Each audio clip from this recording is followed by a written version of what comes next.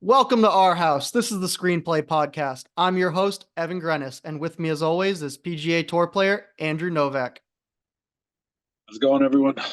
This is the week. Super Bowl, man. I'm so pumped for this. Yeah, I am too. We got a great show for you.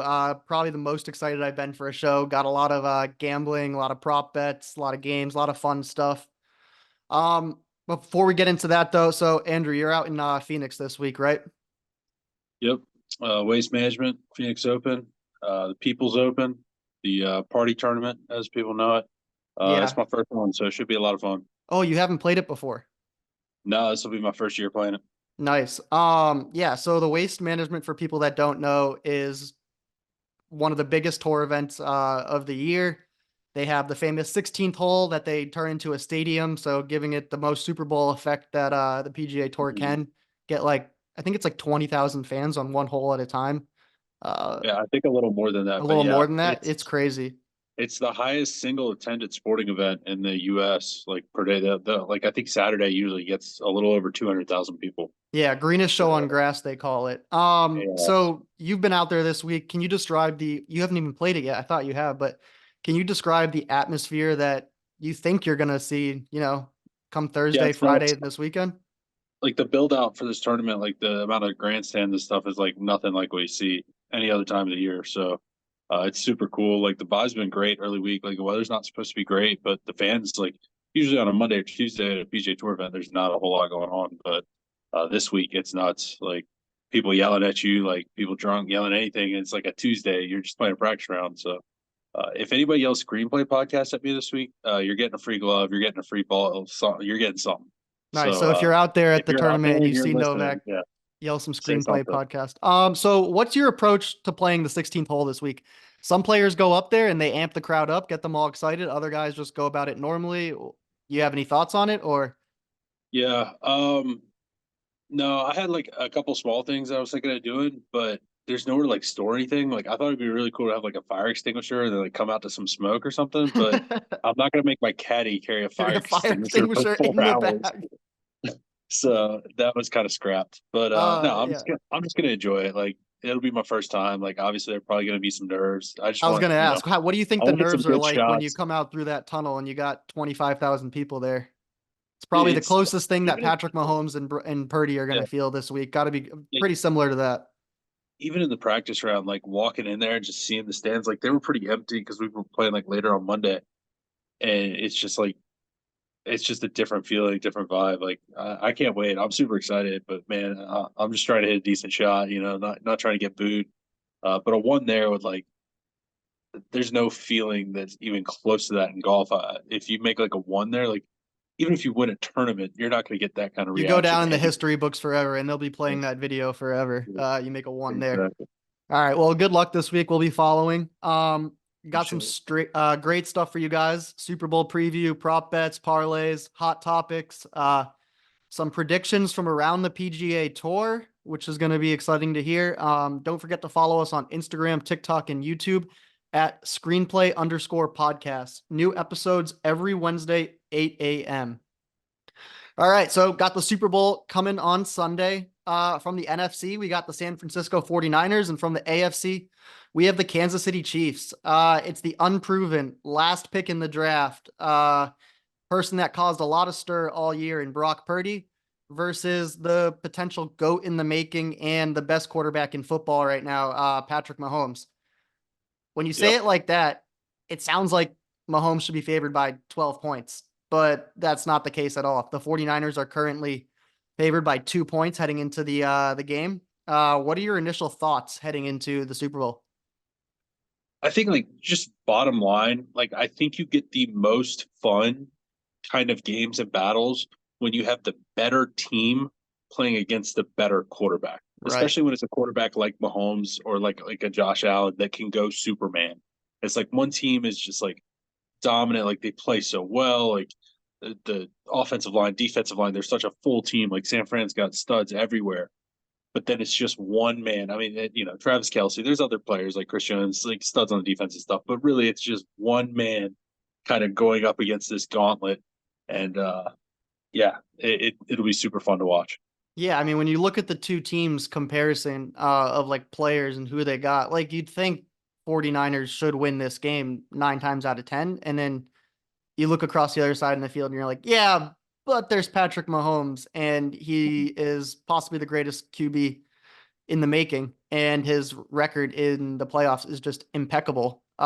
So yeah, a lot of this, I think it's going to come down to just who makes the least amount of mistakes in this game.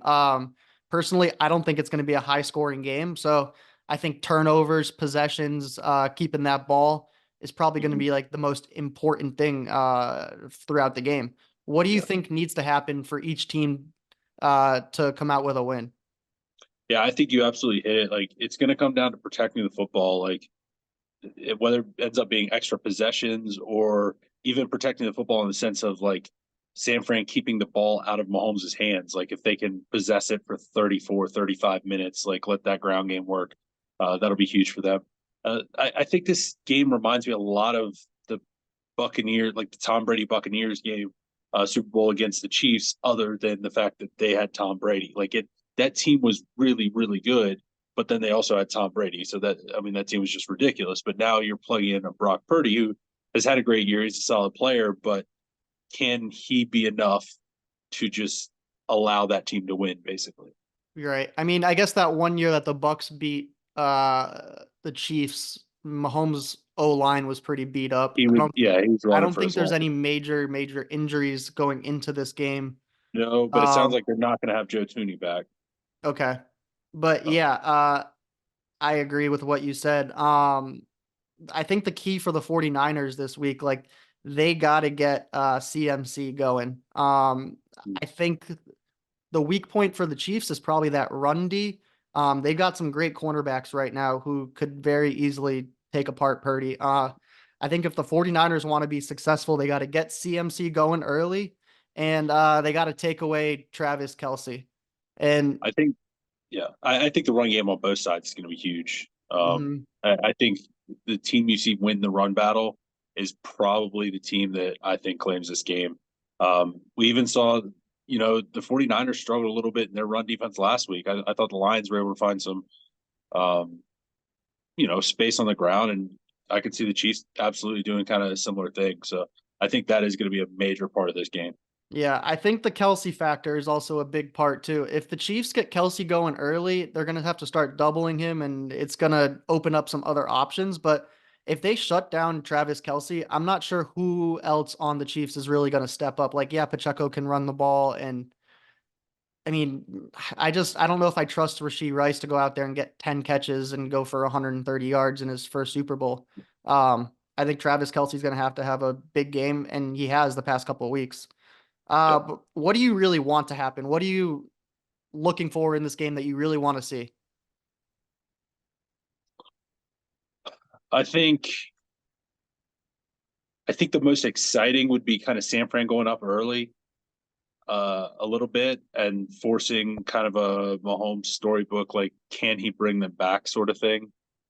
Um, I think that would be fun. A game script where the San Fran gets to run the ball, you get a lot of McCaffrey, and then turn it back on the other side. Mahomes is forced to sling it a good bit. I think that would be super fun. I kind of have the opposite side of it. I think the other side would be a little more fun where the Chiefs go up, and then I really want to see like, fourth quarter, like 2 or 3 minutes left, Chiefs up 3 points and Purdy has the ball. And it's going to be the ultimate test of like, can Purdy lead this team down the I field think to tie or win the game? And I really I want think it to, is more likely. Yeah, yeah, because I it's just think it like is more that's what likely with it. everyone wants to see. And it's like, all right, here you go. This is your opportunity. One drive, end of the game. Can you get it I, done? I Like feel like games like this expose things like that. So it's like, this is the one question mark. Like your question marks are going to get exposed at a Super Bowl. Like Purdy is basically going to have to prove it at some point in time in this game uh, that he can go out and do it. I mean, personally, my prediction right now is low scoring. Like we said, got to hold on to the ball. I think each quarterback's going to throw 2 touchdowns around 300 yards. I think Purdy has one interception, and that's the difference. I believe if Purdy gets through this game clean, no interceptions, the 49ers will win. But Patrick Mahomes does not turn the ball over in the playoffs. He hasn't turned it over in a long time. So I think Mahomes is going to play clean. And if Purdy gets just one turnover, one pick, I like this game going to the Chiefs. Yeah, I agree with that. Yeah. So I mean, I'm super excited for this game. Looking forward to seeing what Purdy can do. I mean, if Purdy wins a Super Bowl now, like all of the talk about him being the last pick in the draft and just a guy is out the Mhm. window. But what happens if he does lose this game? Like the Purdy talk is going to be nonstop about how A they little had bit, yeah, Garoppolo couldn't get it done, had Purdy couldn't get it done. Like who's going to be the guy? yeah. I think Purdy's been a little bit better than Jimmy G just based on the eye test. I think he can do a little bit more, but yeah, there's always like criticism on a team that loses the Super Bowl, especially they're coming in as a very slight favorite, but a favorite. Uh, but I don't think it'd be like panic button or anything because I would say regardless of who wins this game this week, San Francisco is going to be the betting favorite next year to win the Super Bowl. They Like are they are I currently know they are currently, but they're even if they currently lose this leading game, yeah. even if they lose this game to the Chiefs, I don't think anybody surpasses them next year. So like it's not like their window is coming to close as Right. far as winning the Super Bowl. So I think like I Teams think that do people will lose the be Super Bowl tend to struggle the yeah. next year and have a hangover we've As seen, but as long as Purdy doesn't have a blow up game where he throws like four picks or something, I think people will be like a little willing. Like it's his first Super Bowl. Like if he comes out and plays decent and they just don't win the game, I think it's kind of all right, chalk that one up to like the memory bank, like learn from that, and then go win it next year, kind of thing. right. All right, so let's get into the gambling lines. We saved that for this week. We didn't let them out last week. So Super Bowl. The Chiefs are getting 2 points currently, and the over-under is 47 and a half. What do you have for this game? Yeah, it sounds like both of us are on the under. Looking at a little bit lower scoring game. I definitely agree with you there. I know we had a little bit of a more of a shootout last year, but I think this one's going to be pretty low scoring. And then I've got Kansas City, man. Uh, Mahomes in the playoffs getting points just seems like you can't let it go. Andy Reid getting an extra week to prep. He's been really, really good coming off bye weeks in the past. It's regular season and all, but you give him 2 weeks to prep, he usually has something good to come out with. So I'm taking the Chiefs there. Yep, I agree with you. I like the Chiefs. If the 49ers go out there and win the Super Bowl, I can handle it. But if the Chiefs go out there and win the Super Bowl and I bet on the 49ers, I'm not going to be able to handle it. I'll be like, well, like that was obvious. Should have taken the Chiefs, like Patrick Mahomes. I do feel like the Chiefs, I mean, are going to win the Super Bowl. They got the better quarterback in 99% of the time. That's the guy who comes out with it. And Yeah, again, I like the under as well. I like a low scoring game. My prediction's 24-21 Chiefs, which would hit the under by 2.5 points. If you're going to bet these, if you're going to bet 49ers, I really think you got to bet the over. And if you're betting the Chiefs, I really think you got to bet the under. I just think that the higher scoring the game is, the more it favors the 49ers. And I like a low scoring tight game where you can't turn the ball over favoring the Chiefs with their experience. yeah, absolutely. And I mean, it's tight game stuff like that could come down to kicking, and I think Hmm. definitely you got to go edge Chiefs there if it comes down to kind of a kicking battle, something like that. Yeah, Um, so Definitely Butker is looking better than Moody. let's get into these prop bets because I got a kicking prop bet in there. I got one too. I'm gonna go my prop bets first because you got some exciting Uh, stuff. You got some yeah, PGA yeah. Tour predictions, so we'll get into that in a Mhm. minute. I got five prop bets. Really, I really love all of these. Some of them are more valuable than others, but we'll get into it. So we'll start off with that kicking one. Butker over 1.5 field goals, minus 115. I would think the Chiefs are going to get to hit that 24 mark. I'm thinking they're going to have 2 or 3 field goals. So I like Harrison Butker over. The exact winning margin, 3 points, plus 450. Like I said, if it's 24-21, that's what I'm looking for. I got Purdy, the exact number of touchdown passes at 2. That is plus 205. So you'll double your money. I like Purdy with 2 touchdown passes. Fourth prop bet is Marquez Valdez Scantling over 19.5 yards, minus 115.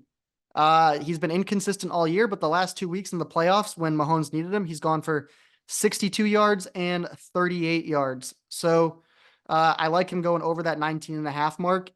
And then my last prop bet is Purdy over half an interception at minus 135. I think he's going to have one pick, which will hit that at minus 135. All right, prop bets, your side of it. Let's hear them. Yeah, so I basically went around and was polling a bunch of guys on the range today. I wanted to see what everybody had, so I've got some fun ones. I got 4 game ones to go with. Harris English really like the Pacheco over. I think he thinks that the Chiefs are going to be able to run the ball. Lions were able to kind of do it, and I think Chiefs are going to be able to kind of follow suit there. Nick Hardy also agreed with him. He liked the Pacheco rushing over. He also, with us, agreed that he liked the game total under. He liked more of a running, scrappy defensive game. So sounds like he was in agreement with us. Justin Lauer loved a little Mahomes to Kelsey first touchdown of the game. Get Taylor Swift involved. NFL is going to be all over that. So a Kelsey first scored TD. Yes. He thought that was going to be it. And then along the lines of the field goal, Will Gordon was really pushing this one. First missed field goal he has as a doink. He said it was hanging around like plus 850. It's in a dome. Both kickers are, decent kickers. Movie's kind of been off and on, but that's a crazy one. Value. Yeah, solid. He thought it was solid value for that. I think it was like minus 100 missing either way, but and first missed kick is a doink, so that's what he wanted. Oh, all right, that's it. And then I also have some miscellaneous from some other guys. So let's hear him. Those were the game ones. I have some miscellaneous. Ben Coles really liked tails on the coin flip. Tails never fails, so he was very crazy much on inside information there. Yeah. Patton Kazire, I don't even know if you can bet on this, but he said that he is absolutely certain that Usher will bring Justin Bieber on during the halftime show. Whoa. Not sure if that's bettable, but he likes that one. And then Grayson Sigg said he liked red Gatorade as the winner there. And then my prop that I am adding, I am disagreeing with Grayson. So we've had a kind of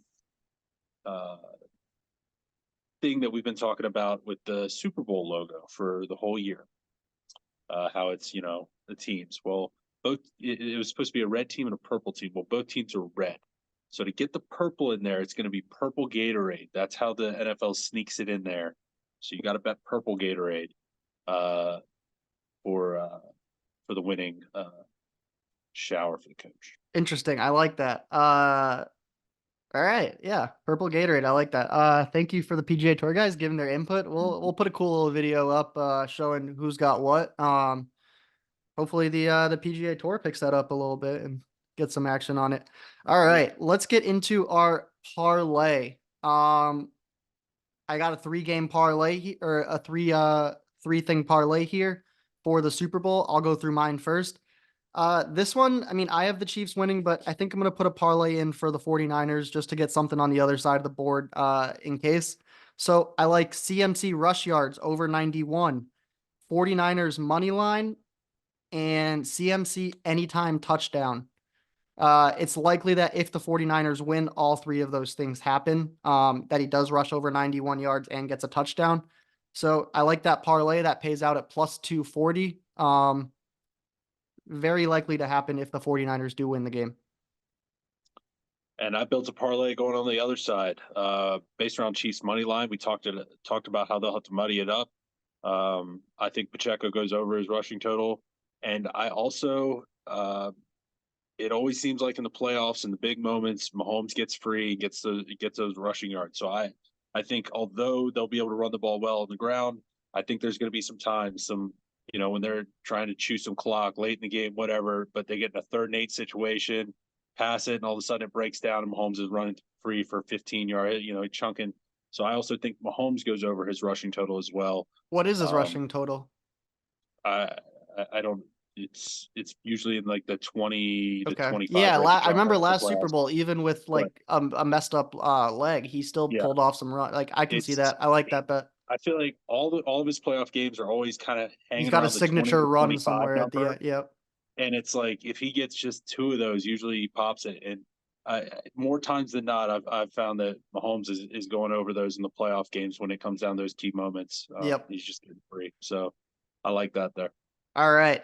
Let's get into our can't miss bet. I've got a bet here. I love it. It cannot miss. I don't see it happening at all. You are gonna have to lay a little juice here at minus 210, but CMC, Christian McCaffrey, anytime touchdown, minus 210. I think that's an easy hit. I mean, Yeah. I know like you might not want to throw 200 to win 100, but I like this. I think there's like an 80% chance that that hits. Yeah, I actually have the exact same one. If the 49ers are scoring a touchdown in this game, I feel like it's going to be McCaffrey getting in the end zone. I mean, even if they I score mean, once, like I that's wouldn't going to be be the surprised guy. if he scored two. Or I Yeah, mean, yeah, that, like there, I just don't could. see a way that Yeah, he does not score a touchdown in this game. yeah. Unless they So get I'm gonna put completely shut some, down on offense. yeah, Yes. I'm gonna put a good bit of money on McCaffrey anytime touchdown. So you already said your Gatorade color, purple. Um, you know what? I had yellow and green.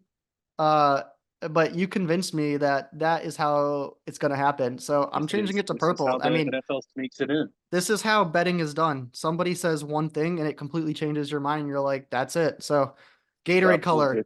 As a podcast, we're going you got to look purple. at the logo, man. All right. This is called Way Too Early 2025 Super Bowl champion. Who do you have winning it all next year? I'm going with the Ravens. I think they finally put it all together next year. I think the AFC will be a little bit more doable. Bills getting a little later into their window. Um, I think Chiefs. I could see Kelsey retiring after this game. Um, I think this is kind of the window for the Ravens next year. I think they put it together. Hopefully, Mark Andrews stays healthy for them. I like what they're doing. Zay Flowers, another year under his belt. Hopefully, not making rookie mistakes in the playoffs like he did this year. I do think that next year is the year the Ravens can put it together. All right. I'm taking the Lions. I know they, haven't gotten it done, but you got Ben Johnson coming back, and I think that's massive. You got a lot of young guys on that team.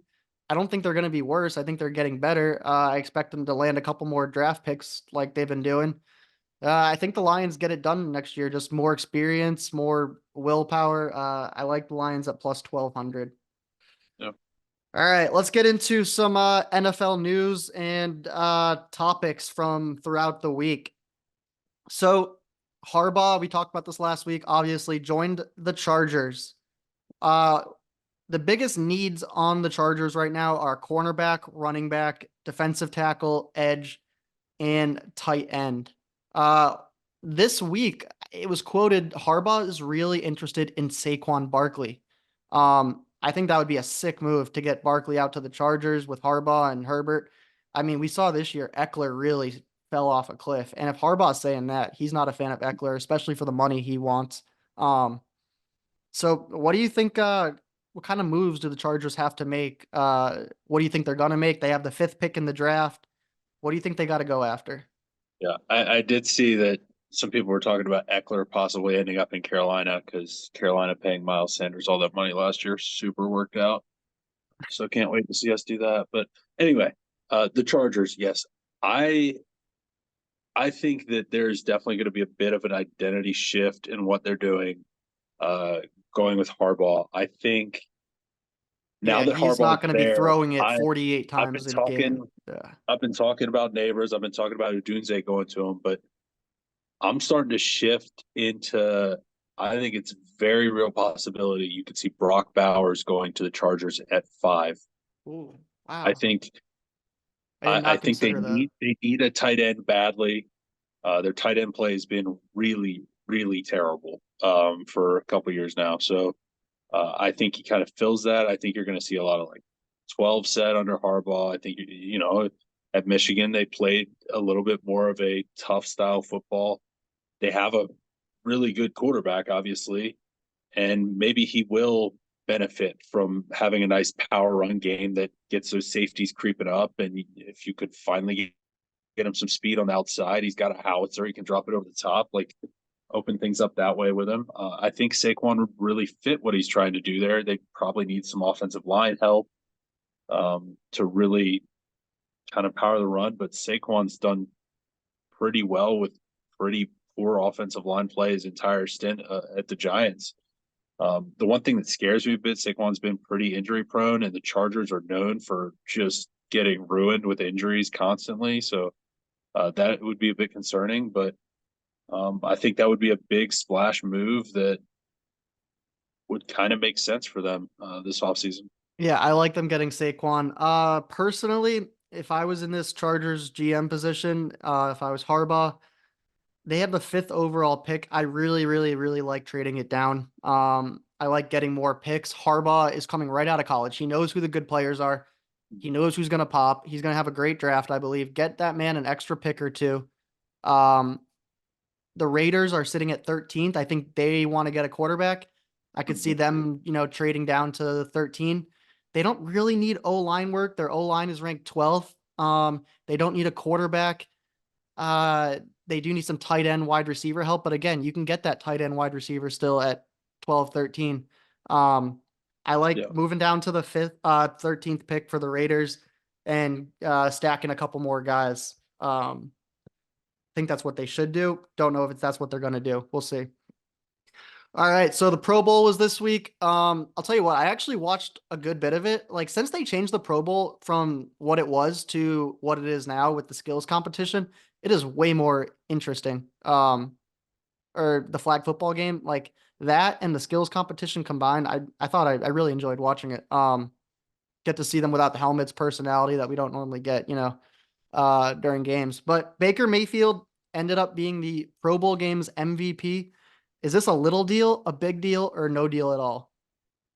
I'm gonna say no deal at all. I Okay. watched little to none of the Pro Bowl. I mean, just based on some of the quarterbacks that were in it, like clearly it's not the best of the best. Like they had who said they'd be willing to go play. Like that's what it was.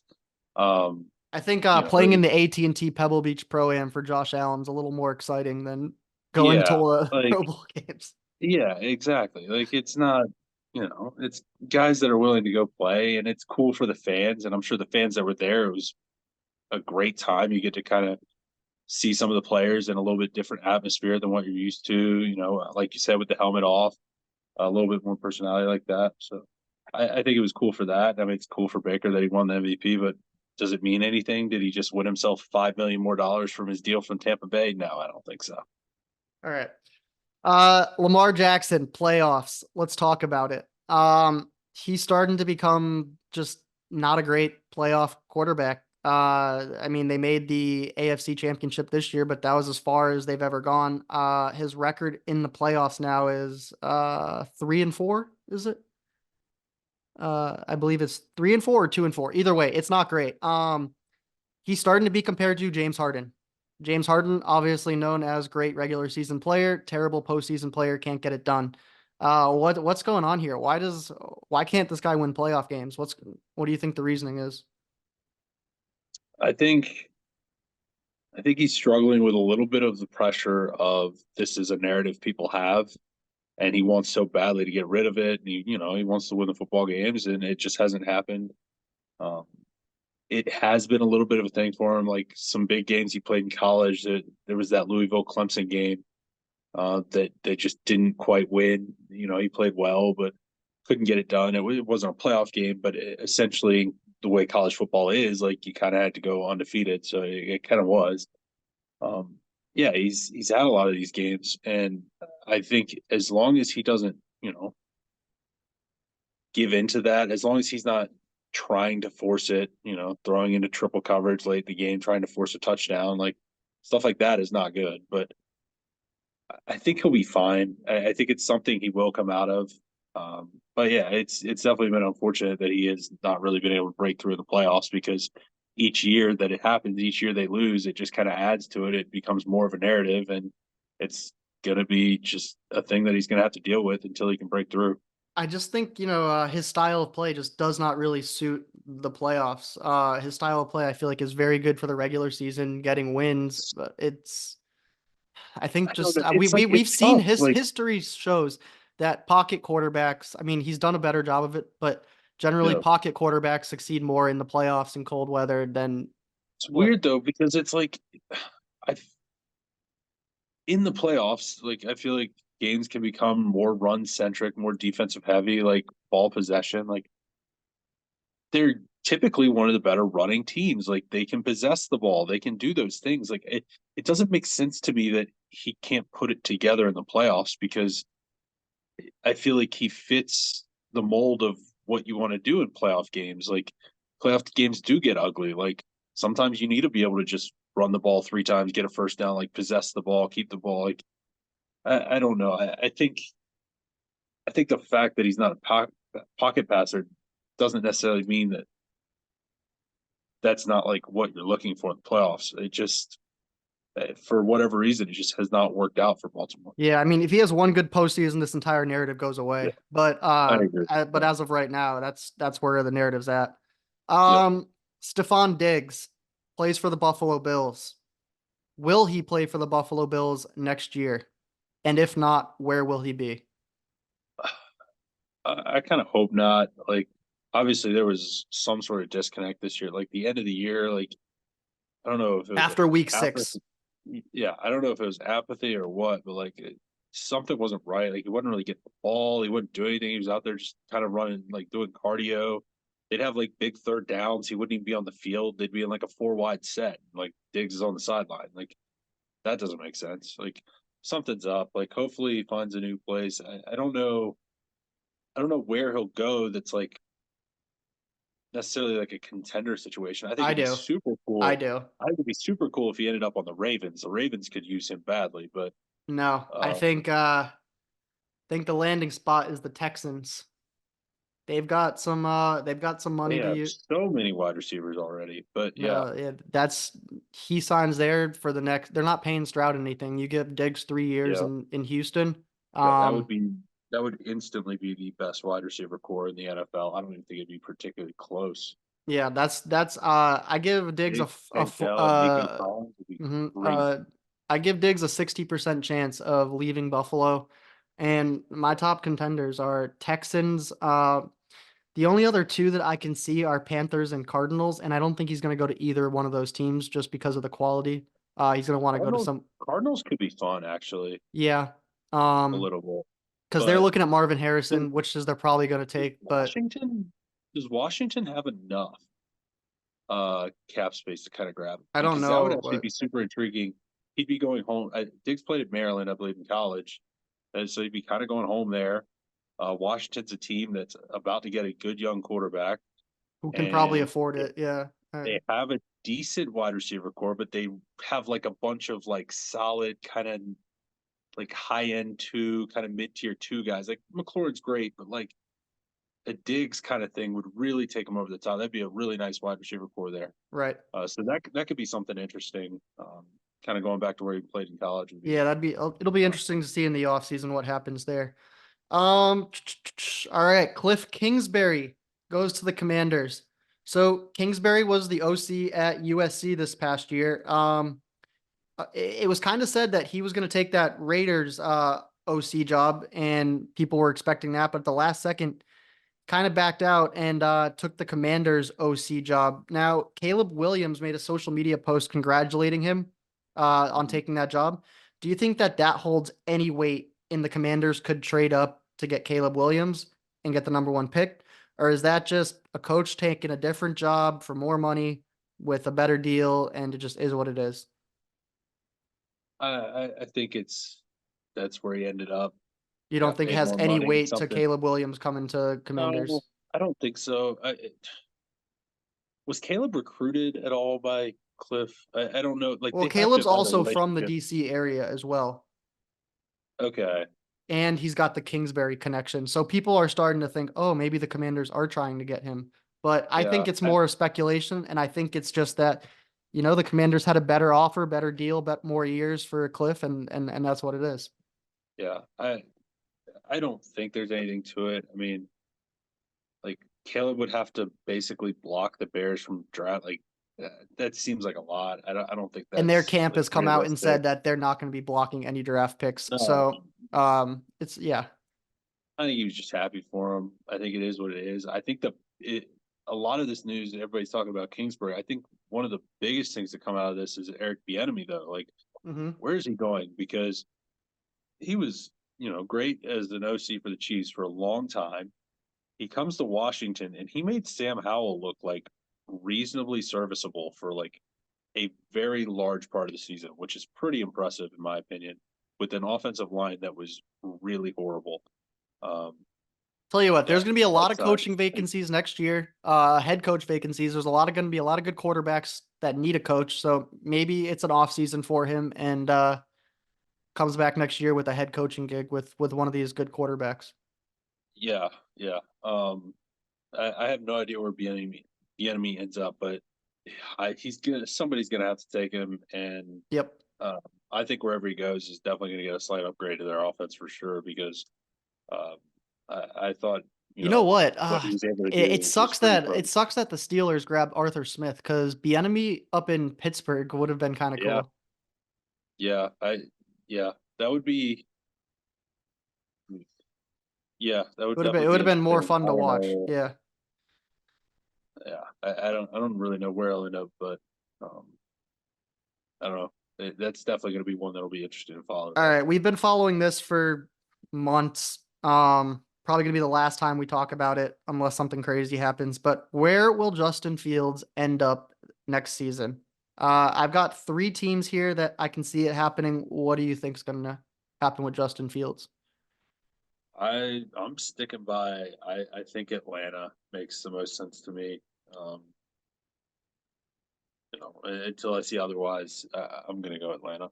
All right, so I think Atlanta makes sense for Justin Fields. I Hmm. don't think Justin Fields makes sense for Atlanta. Yeah. So, like, Atlanta has the eighth pick in the draft. Why would you take Justin Fields, who you're going to have to pay, when you can grab a quarterback with the eighth pick? So, I just, I don't think the Falcons are going to do it. I could see the Raiders grabbing him, but again, I don't think it makes sense to because the Raiders can probably likely get Bo Nix or Michael Penix, um, and pay him nothing. So that leaves me with he How stays on the much? Bears roster as a backup quarterback. How much do you think Fields is going to be asking for to get paid, though? Like Too much. realistic? I mean, I think a lot of it comes down to that. He's a running quarterback. He's going to want something starting in the 30s, which is way too high for me. He's going You to want can. 35 plus at least, which is too high for me. That's yeah.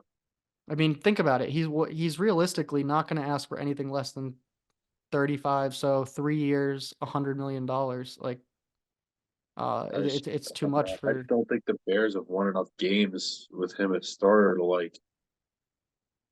No team is going to really which is why I think he ends up listen to that. staying with the Bears. I just can't find a spot where someone's going to take him. It just doesn't make a lot of sense.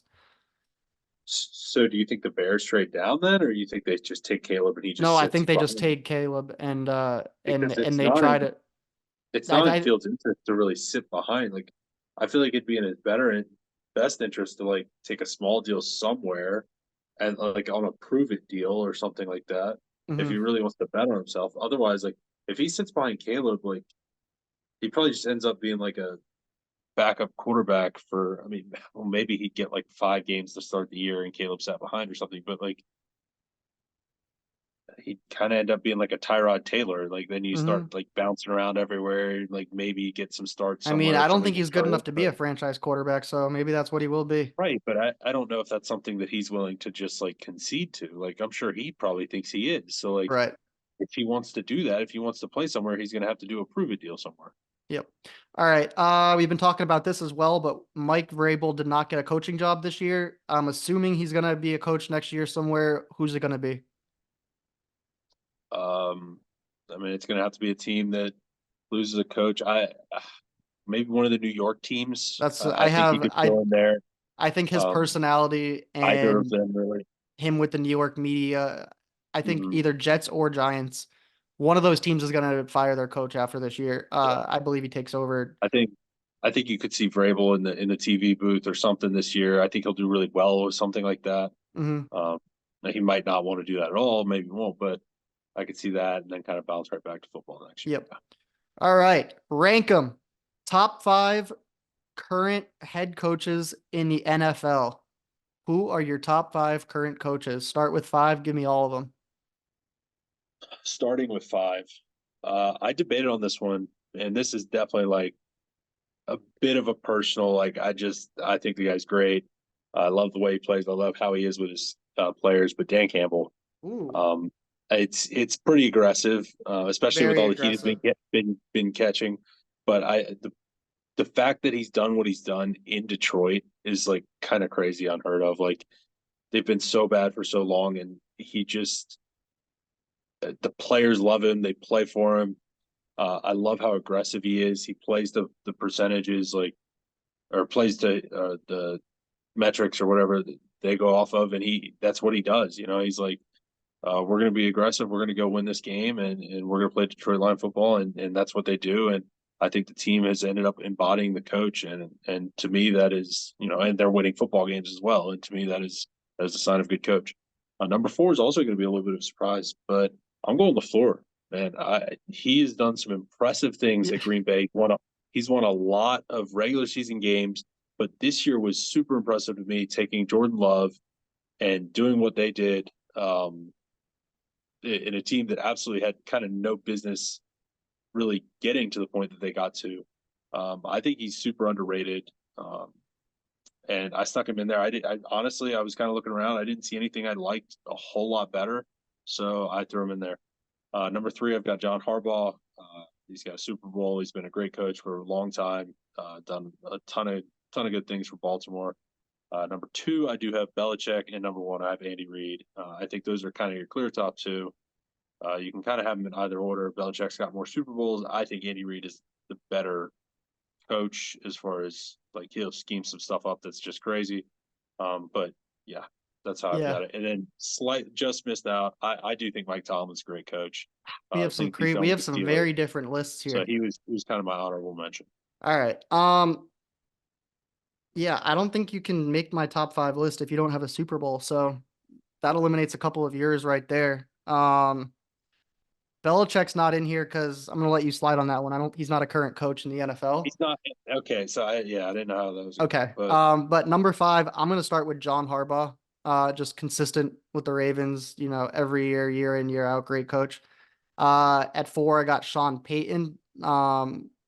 I mean, he is a little, not for everyone, but he's got a Super Bowl. He did great things in New Orleans, and then he really did turn the Broncos around. They had a rough first 6 weeks, but after that, he turned it around pretty quickly.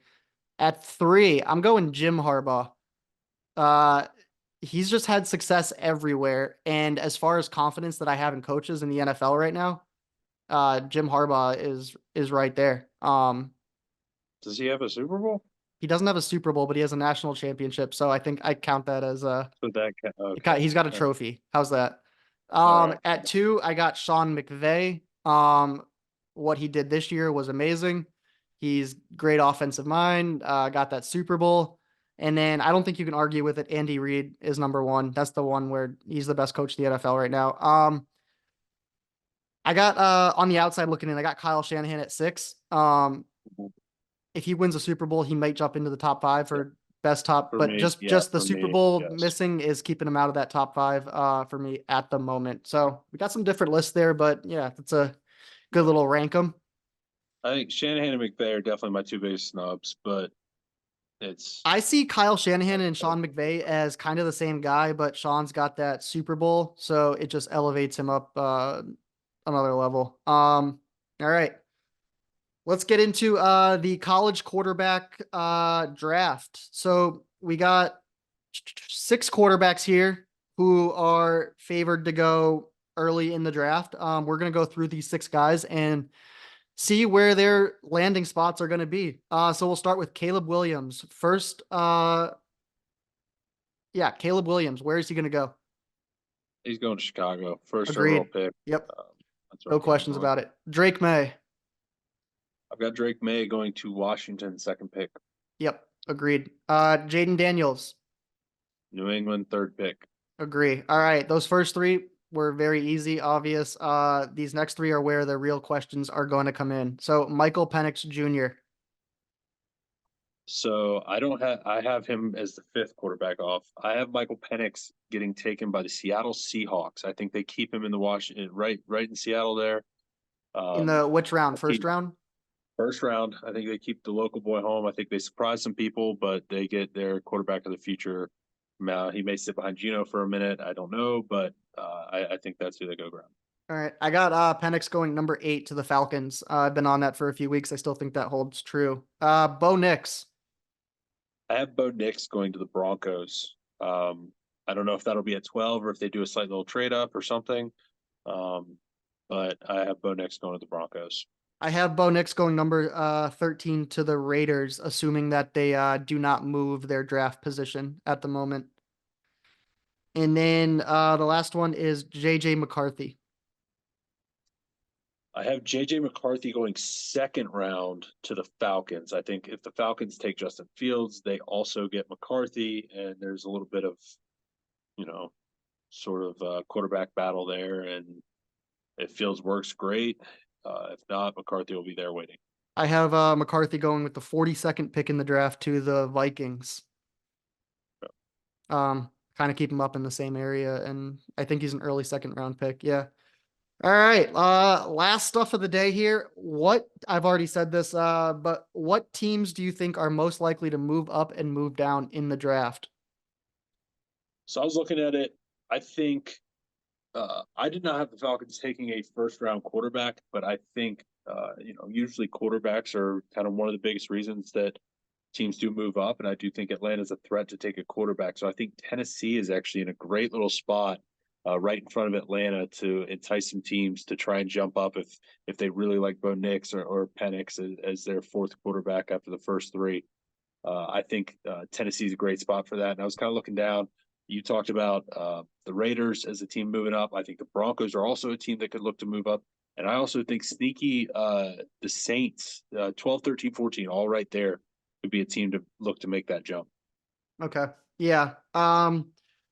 The team moving down, I got the Chargers with the 5th pick. I think they're going to want a couple more picks and they're moving out of there. And then the team likely to move up is I got 13, the Raiders. They need a quarterback, and I think they're going to move up as well. All right. That's it for our Super Bowl preview podcast. Had a lot of fun doing that. A lot of picks, a lot of games. Andrew's out at the Waste Management Phoenix Open this week. We'll watch that. If you want another can't miss bet, it's Nani to make Andrew Novak to make the cut at plus 190 this week. So Is that what it is? we're Wow. gonna lock that in as well. That's free money. Free money. Absolutely. So we're gonna lock that one in too. All right. Enjoy the Super Bowl. Big week of sports. A lot of good stuff on TV. Got questions, comments, anything you want to hear, let us know. DM us, follow us on Instagram, YouTube, and TikTok at screenplay_podcast. New episodes come out every Wednesday, 8 a.m. Yeah. Look, this is our last week of football until August, so let's enjoy it. Yeah. Yep. All right. Appreciate y'all, and we will see you guys next week. Enjoy the Super Bowl.